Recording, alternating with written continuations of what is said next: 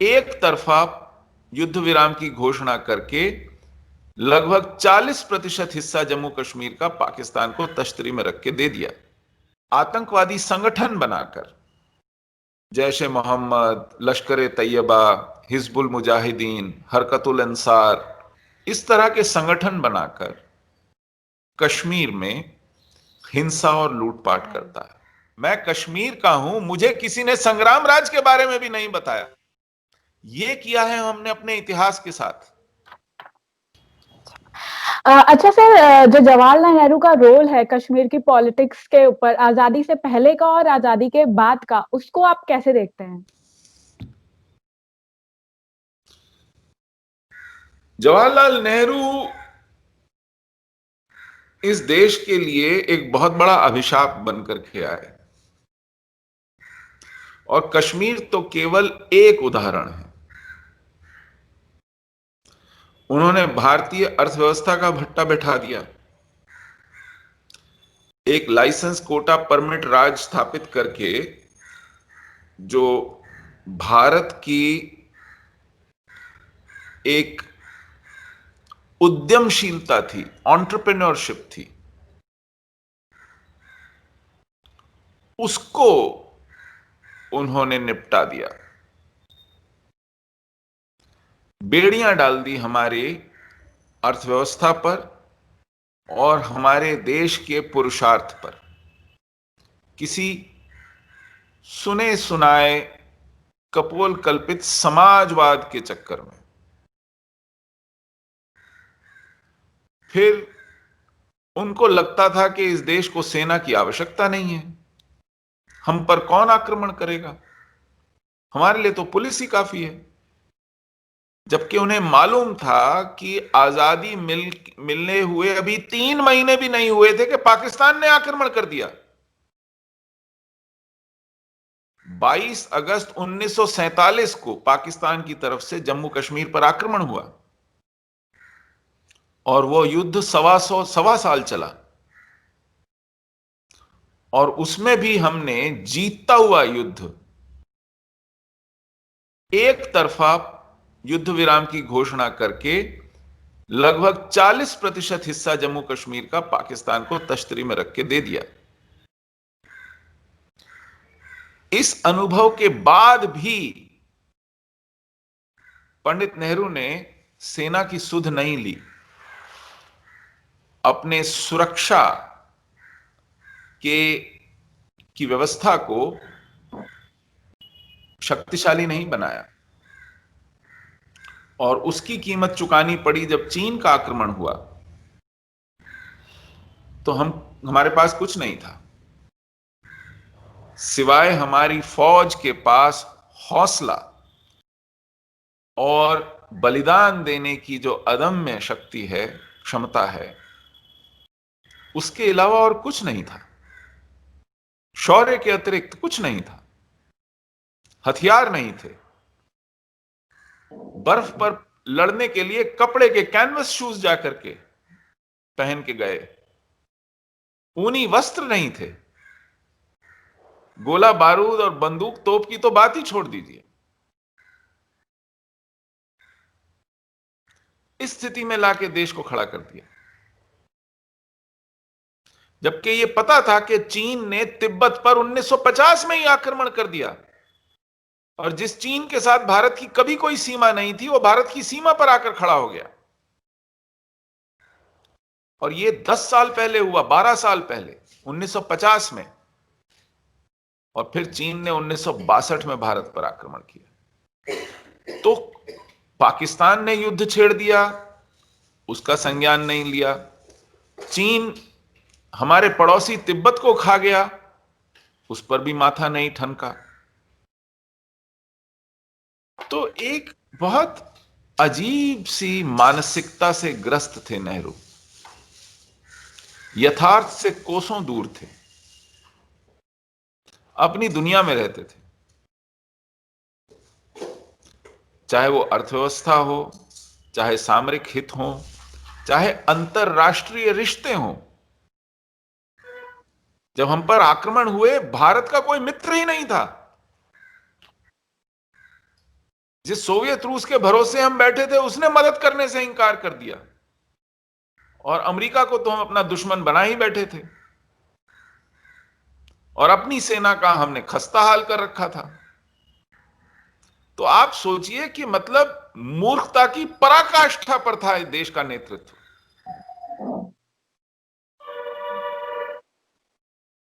इनके विषय में तो हिमालयन ब्लंडर जैसी किताबें लिखी गई हैं,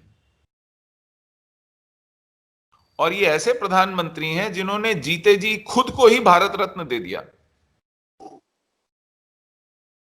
अपनी ही सरकार ने अपने ही प्रधानमंत्री को भारत रत्न दे दिया। इनको शर्म नहीं आई कि कोई अपने आप को कैसे पुरस्कार दे सकता है। मेरा बस चले तो उन पर मरणोपरांत राष्ट्रद्रोह का मुकदमा चले और उनसे उनको दिए गए सारे पुरस्कार वापस ले लिए जाएं। उन्होंने इस देश की ऐसी हानि की है।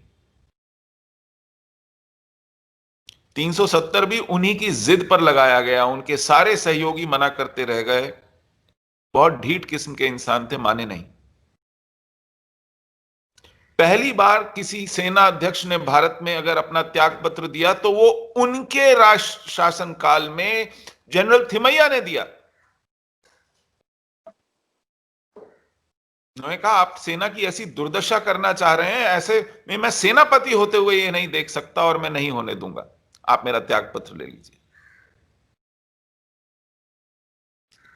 मतलब उनके बारे में तो ग्रंथ लिखे जा सकते हैं कि उन्होंने भारत की कितनी हानि की।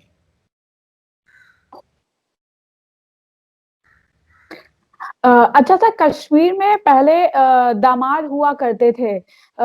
ये राज तरंगिणी में भी लिखा है, दामार जो अपने छोटे छोटे गुट बनाया करते थे और लूटपाट किया करते थे। तो क्या हुआ आपको लग करते थे? डामर। दामर, हाँ। राज तरंगिणी में जिनका जी जी जी जी जी। तो आपको लगता है कि अभी भी ऐसे कुछ लोग हैं जो उनकी तरह बिहेव करते हैं, दामर की तरह बिहेव करते हैं? देखिए, ये जो डामरों की बात है, ये क्योंकि कश्मीर की का जो भूगोल है वो पर्वतीय क्षेत्र है, घाटी है, और उसकी जो सीमाएं हैं वो थोड़ा दुरूह हैं, वहां पर मार्ग आसान नहीं है।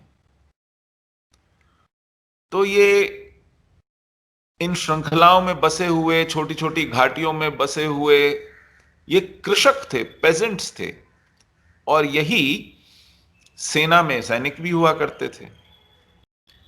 तो इनके पास हथियार भी थे, ताकतवर भी थे, भूमि भी थी, और सुदूर क्षेत्रों में बसे हुए थे। तो इनका जब मन आता था विद्रोह कर लेते थे, स्वयं को स्वायत्त घोषित कर देते थे, स्वतंत्र घोषित कर देते थे। और उस समय संचार के साधन अच्छे नहीं थे, यातायात के साधन अच्छे नहीं थे, सड़कें रेल नहीं थी, टेलीफोन्स नहीं थी, तार नहीं था।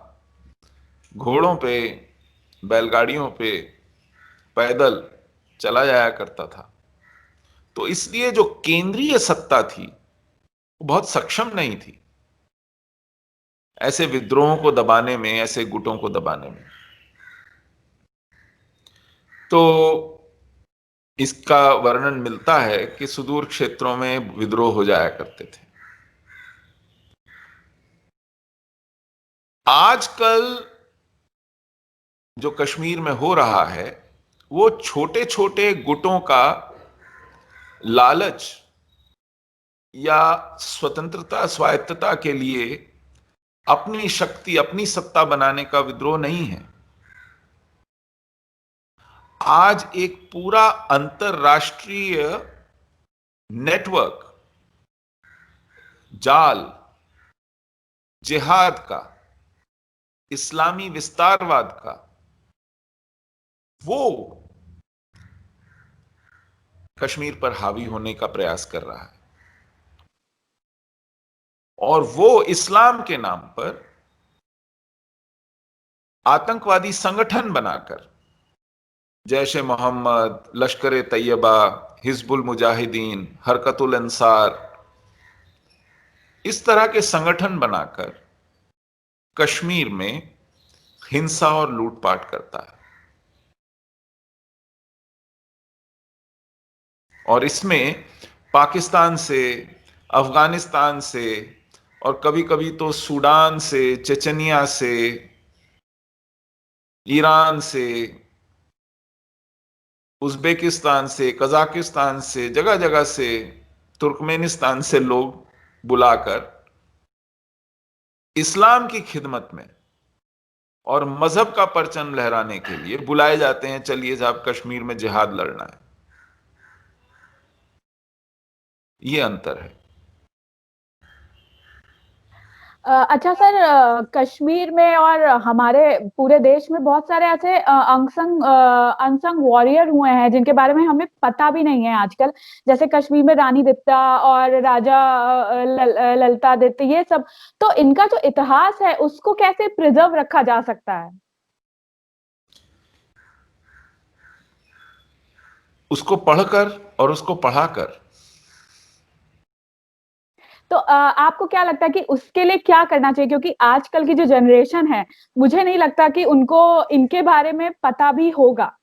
तो उसके लिए क्या किया जा सकता है? मतलब कैसे उसको, बच्चों को ये बताया जा सकता है कि हाँ, हमारे यहाँ ऐसे भी कोई महान लोग हुआ करते थे, महान राजा हुआ करते थे या रानी हुआ करती थी?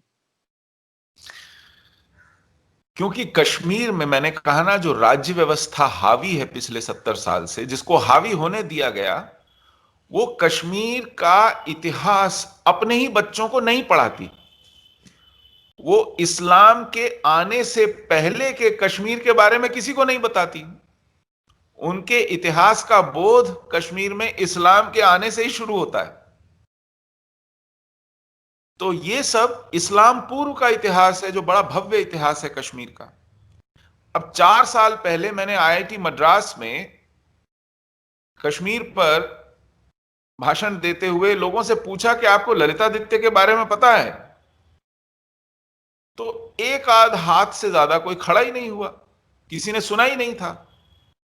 वो भाषण बहुत वायरल हुआ और लोगों को पता चला, पहली बार नाम सुना कि ललितादित्य नाम का कोई सम्राट था जिसका अकबर से भी बड़ा, अशोक से भी बड़ा साम्राज्य था। लेकिन हमारे जो लेफ्टिस्ट हिस्टोरियंस हैं, जिहादी हिस्टोरियंस हैं, इरफान हबीब जैसे, रोमिला थापर जैसे, बिपिन चंद्रा जैसे, जिन्होंने राष्ट्र का बोध जगाने वाले इतिहास को छुपा दिया, ढक दिया, और देश पर सेक्युलरिज्म के नाम पर, प्रगतिवाद के नाम पर ऐसा इतिहास पढ़ाया जिसमें आक्रांता, जो हमलावर थे, उनका महिमा मंडन किया गया, बाबर का, हुमायूं का, औरंगजेब का, अकबर का, इन सब का। ऐसे में अगर वो ललितादित्य पढ़ाते तो फिर लोगों में देश प्रेम जागता, शौर्य जागता। वो इन आक्रांताओं को महान बनाने कहने से बचते। अशोक के बारे में भी इसलिए पढ़ाया गया क्योंकि उसने अपना धर्म त्याग कर बौद्ध हो गया था। तो आपके मन में ऐसे लोगों के लिए आस्था और विश्वास जगाया जाए जो अपने धर्म को त्यागते हैं या जो हम पर आक्रमण करके जीतते हैं। जब हम जीतते हैं वो बात नहीं बताते। आज मैं आपको एक नाम और बताता हूं जो आपने नहीं सुना होगा। आपने संग्राम राज का नाम सुना है?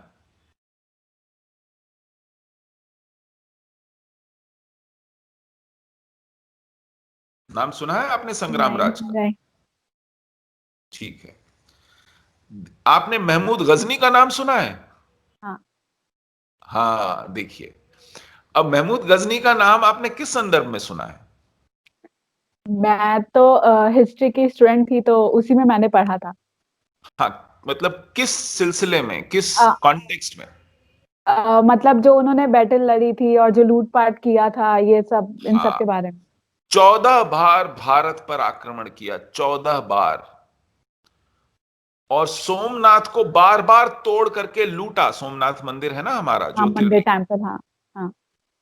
पूरे देश में, जैसे मानो वो अफगानिस्तान से सर्दियों की छुट्टियां बिताने भारत आता था और हाथियों पर, सैकड़ों हाथियों पर लूट का सामान लाद के ले जाता था, और हजारों पुरुषों को, जो यहां के अच्छे दस्तकार थे, हट्टे कट्टे जवान थे, और महिलाओं को, सुंदर स्त्रियों को अगवा करके ले जाता था, बांध कर ले जाता था। पुरुषों को गुलामों के तौर पे बेच दिया जाता था मंडियों में, और महिलाओं को सेक्स स्लेव्स के तौर पर बेचा जाता था। जब जब आता था, तब तब ये मुसीबत इस देश पर आती थी। हमारे मंदिर तोड़े जाते थे, हमारी महिलाएं लूटी जाती थीं, हमारे पुरुष बंदी बनाए जाते थे और उनको बेचा जाता था। और इसके बारे में आपको और मुझे खूब अच्छे से बताया गया है। हम में एक अपराध भाव, एक हीन भावना के हम पिटते थे, लुटते थे, हारते थे। यही महमूद गजनी, इसने कश्मीर पर 2 बार आक्रमण किया, दोनों बार हार कर गया, और उसको हराने वाला कश्मीर का राजा था संग्राम राज। एक बार 1014 में आक्रमण किया, दूसरी बार 1021 में आक्रमण किया। और कोई उदाहरण नहीं मिलता महमूद गजनी के भारत में हारने का। लेकिन ये जो 2 उदाहरण हैं, इसको ढक दिया गया, छुपा दिया गया। आपने सलार मसूद का नाम सुना है? नहीं। आपने सुहेल देव पासी का नाम सुना है? नहीं सुना। नहीं। आज मैं आपको बताता हूं। ये जो महमूद गजनी था, ये दर्जन से ज्यादा बार भारत आया और इसने लूटपाट की और मर गया 1030 में। कब मरा? 1030 में। 1030 ईस्वी में। उसके बाद जो भारत पर आक्रमण होता है, वो मोहम्मद गौरी का आक्रमण होता है, जब वो सफल होता है। कब? 1192 में, दिल्ली में, जब वो पृथ्वीराज चौहान को हराता है। ये महमूद गजनी और मोहम्मद गौरी, गौर और गजनी, ये दोनों अफगानिस्तान के छोटे छोटे कस्बे हैं। क्योंकि वो गौर से आया था तो वो मोहम्मद गौरी था, और ये महमूद गजनी से आया था तो ये मोहम्मद महमूद गजनवी था। ठीक है।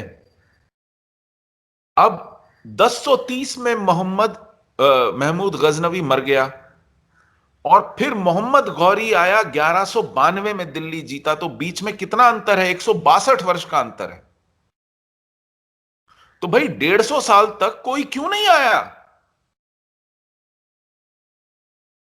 जब अफगानिस्तान से लुटेरे, हमलावर, आक्रमणकारी भारत आकर इतना मुनाफा कमाते थे, इतना लूटते थे, उनके लिए इतना फायदा होता था, तो फिर 150 साल तक कोई क्यों नहीं आया? 150 साल तक इसलिए नहीं आया क्योंकि 1034 में उसी महमूद गजनवी का भतीजा या भांजा सालार मसूद आया था, अपने मामा या चाचा के पद चिन्हों पर। महमूद गजनवी तो मर गया।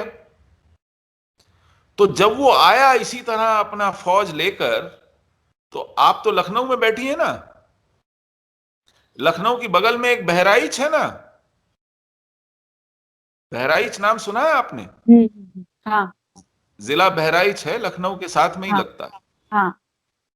तो इसी बहराइच में सुहेल देव पासी नामक एक हिंदू राजा था। उसने सलार मसूद को वो मार मारी, उसकी पूरी फौज को काट कर वहां दबा दिया, तो किसी पठान की हिम्मत नहीं पड़ी 150 साल तक भारत में झांकने की। आप तो लखनऊ में बहराइच के पास हैं, आपको यह इतिहास किसी ने पढ़ाया? नहीं। मैं कश्मीर का हूं, मुझे किसी ने संग्राम राज के बारे में भी नहीं बताया। यह किया है हमने अपने इतिहास के साथ। हमारे देश के पहले शिक्षा मंत्री थे मौलाना अबुल कलाम आजाद। किसी स्कूल में नहीं पढ़े थे, किसी कॉलेज में नहीं गए थे। हमारे देश में शिक्षा मंत्री मुसलमान ही हुए। फखरुद्दीन अली अहमद शिक्षा मंत्री हुए, नूरुल हसन शिक्षा मंत्री हुए, हुमायूं कबीर शिक्षा मंत्री हुए, मौलाना आजाद शिक्षा मंत्री हुए। और इन्होंने मनचाहा इतिहास पढ़ाया और हमारी पीढ़ियों को आत्मग्लानि से, अपराध भाव से और देश के प्रति वितृष्णा से ऐसा भर दिया कि जिन बच्चों पर इस देश ने अपना पेट काटकर उनकी पढ़ाई लिखाई पर खर्च किया, उनको आईआईटी का इंजीनियर बनाया, उनको डॉक्टर बनाया, उनको आर्किटेक्ट बनाया, वो डिग्री लेते ही सबसे पहले अमेरिका और ब्रिटेन के वीजा की लाइन में सुबह सुबह खड़े हो जाते थे। वो कहते थे इस भूखे नंगे लुटे पिटे देश में क्या करना है, क्योंकि उनमें अपने देश के प्रति वो जिम्मेदारी का बोध नहीं था। जिस देश ने, जिस गरीब देश ने मुफ्त में पढ़ाया, इनको इस लायक बनाया कि दुनिया भर के देश इन्हें हाथों हाथ ले लें। जैसे कोई गरीब मां बाप अपने बच्चे को पढ़ाए लिखाए और वो बच्चा भाग जाए और उसके बाद सुध ना ले। ऐसा तब होता है जब आप बच्चे को संस्कार नहीं देते। ये देश अपनी पीढ़ियों को संस्कार शिक्षा के माध्यम से, इतिहास बोध के माध्यम से देता है। हमने ऐसा इतिहास पढ़ाया कि हमारे ही बच्चे, इस देश के मेधावी बच्चे, कहते थे ये देश कोई रहने लायक है, अपने मुंह से इस देश को गाली देते थे। क्योंकि हमने ऐसे ऐसे शिक्षा मंत्री और ऐसे ऐसे शिक्षाविद इस देश में बनाए।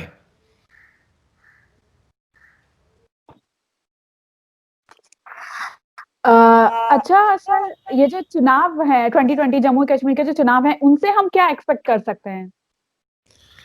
अभी जो चुनाव हो रहे हैं ये पंचायती राज के चुनाव हैं। मधुर, इन चुनावों को कहते हैं जिला विकास परिषद के चुनाव, डीडीसी, डिस्ट्रिक्ट डेवलपमेंट काउंसिल। हमारी केंद्र सरकार की मूर्खता है कि वो इस चुनाव में फंस गए।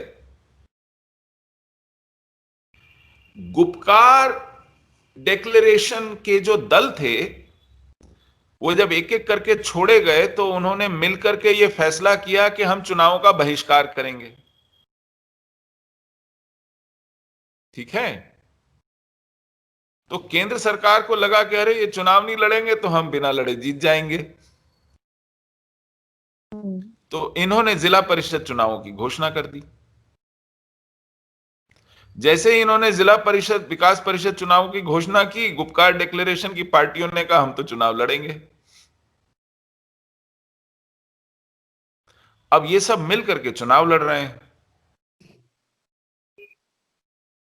तो ये घाटी में चुनाव जीतेंगे। अब जब ये घाटी में चुनाव जीतेंगे, फिर ये इतराते हुए पूरी दुनिया में घूमेंगे कि देखो घाटी तो हमारे साथ है, आपके 370 हटाने के विरोध में हमको वोट मिला है। और अंगूठा दिखाएंगे, आंखें नचाएंगे और आपके सर पर बैठकर हथौड़े बजाएंगे। तो जिन नेताओं को भ्रष्टाचार के आरोप में, देशद्रोह के आरोप में इस सरकार को न्यायालय में घसीटकर, सजा सुनाकर जेल में बंद करना चाहिए था, उन मरे हुए सांपों को आपने फिर से जिंदा कर दिया है। जिस राज्य को, जिस बीमार राज्य को आपको ठीक करने के लिए कुछ समय खिचड़ी और सूप खिलाना पिलाना चाहिए था, उसको आप चुनावों के छोले भटूरे खिला रहे हैं। तो बदहजमी भी होगी, बीमार भी पड़ेंगे। लोकतंत्र एक स्वस्थ आदमी की डाइट है, एक स्वस्थ मानसिकता का आहार है। जो बीमार हो, जो जिहादग्रस्त हो, उसे पहले इलाज की आवश्यकता है। आप बंदर के हाथ में उस तरह नहीं दे सकते। वो या तो आपका गला काटेगा या अपना गला काटेगा। तो अब हम सर यहीं पे इंटरव्यू समाप्त करते हैं। बहुत-बहुत शुक्रिया हमारे साथ आज जुड़ने के लिए और अपना कीमती वक़्त हमें देने के लिए। नमस्कार। Thank you. बहुत-बहुत धन्यवाद मधुर जी। आपको भी मेरी ओर से आभार। आपने मुझे अपने से बातचीत करने का ये अवसर दिया। शुभकामनाएं।